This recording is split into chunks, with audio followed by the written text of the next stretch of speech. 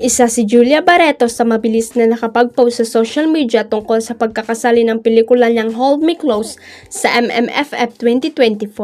Halatang na-excite siya. Still in shock, bungad niya sa Instagram kalakip ng official MMFF poster ng pelikula nila ni Carlo Aquino. So honored to be part of this year's MMFF alongside such incredible films and filmmaker. So grateful.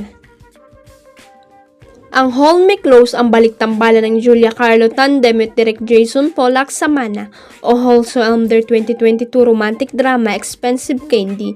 May kakaibang chemistry rin ang Julia Carlo kaya naman heto, may reunion movie na agad sila.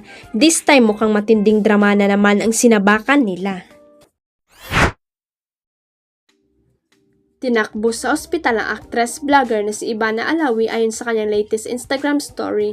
Hindi idinetali ni Ivana kung anong nangyari pero ibinandera niya ang kanyang POV point of view na nakahiga sa ospital bed at may nakasaksak na dextrose sa kanyang kamay.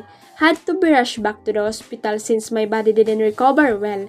Sad emoji caption niya sa post.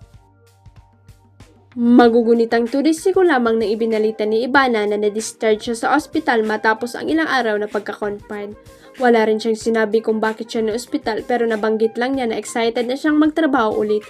Finally done with the hospital. Can't wait to go back to work, wika niya sa nakaraang IG post. Samantala, naging usap-usapan recently ang naging opinion at hugot ni Ivana kaugnay sa nalalapit na 2025 midterm election. Huwag kalimutang i-click ang subscribe button at i-ring ang notification bell para sa latest at legit chika updates.